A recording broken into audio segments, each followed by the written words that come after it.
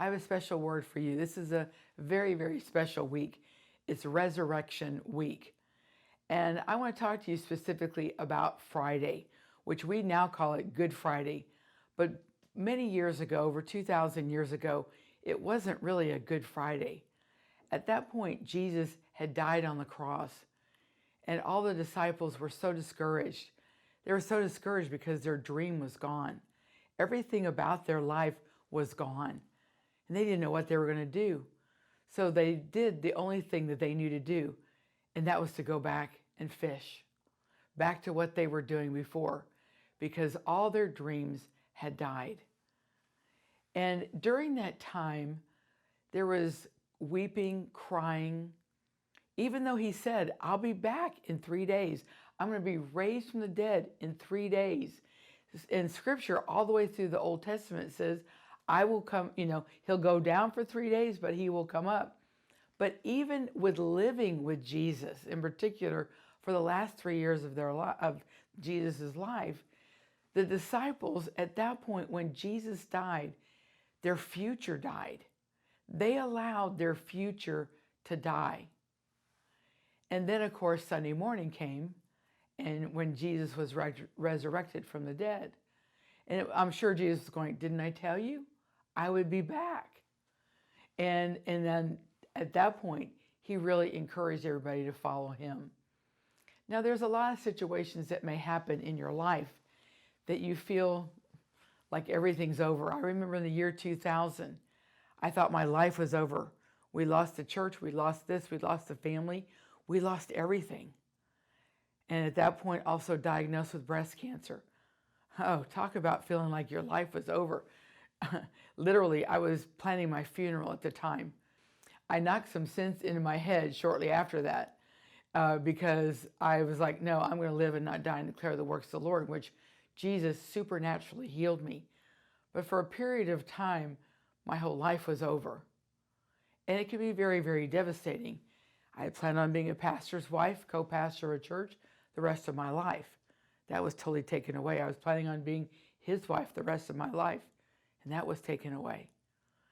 And literally everything that I had planned, everything I'd hoped for, I had put all of my heart into, it was gone. I didn't know what I was going to do. I remember, I think it was 2011, I went to Haiti over a resurrection weekend. I was there for a whole week. I trained pastors on how to pray for the sick. And then came Good Friday and Saturday and then Resurrection Sunday.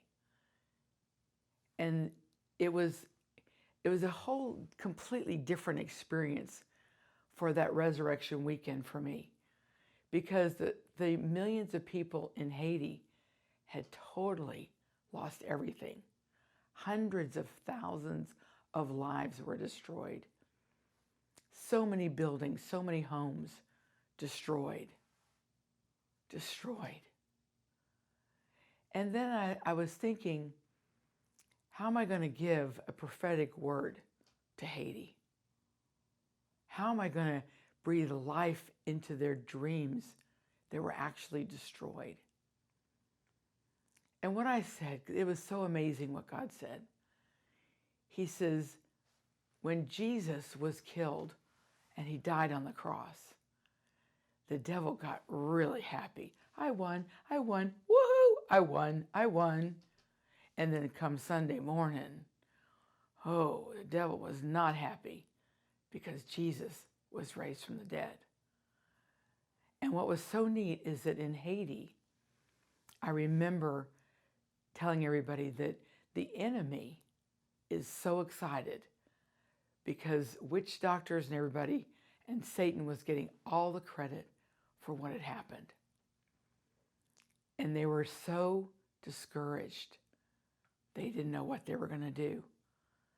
And I said, the enemy, according to Genesis 50, verse 20, though the enemy meant this for harm, for evil, to destroy, God's going to take it and make a miracle out of it.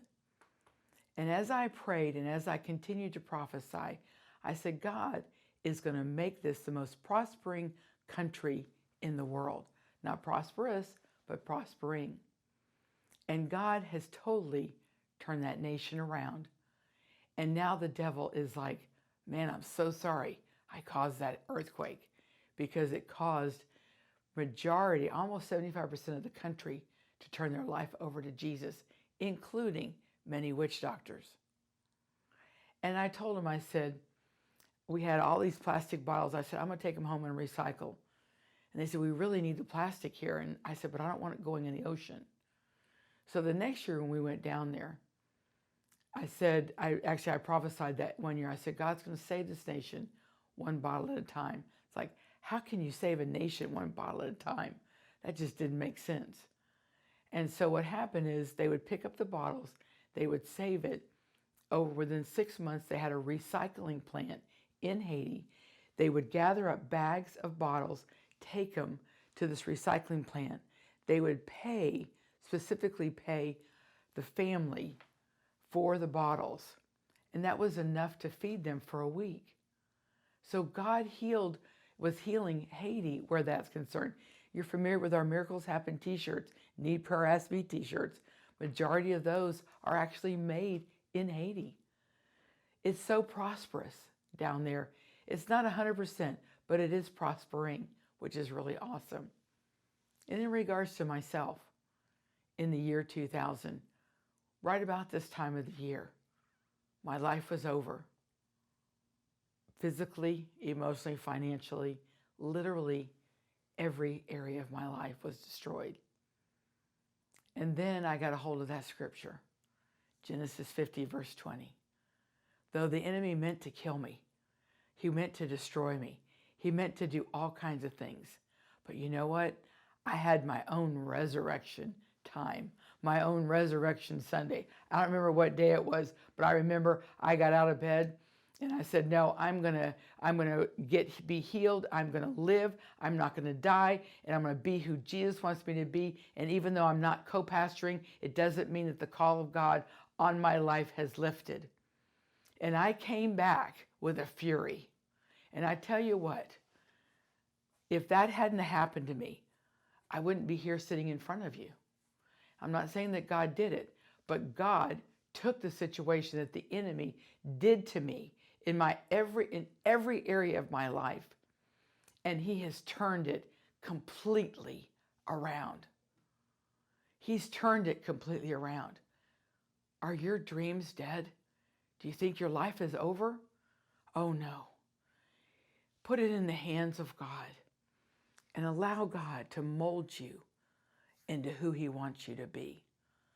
I want you to have your own resurrection time this year.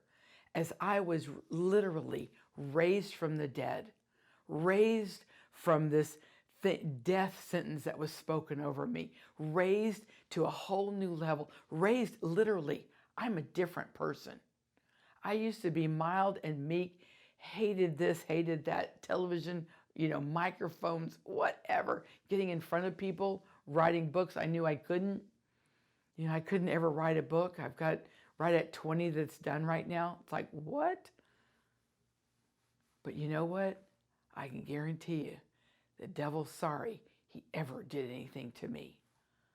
And I want to encourage you to make the devil sorry, and out of your ashes, rise up and to be who God has called you to be.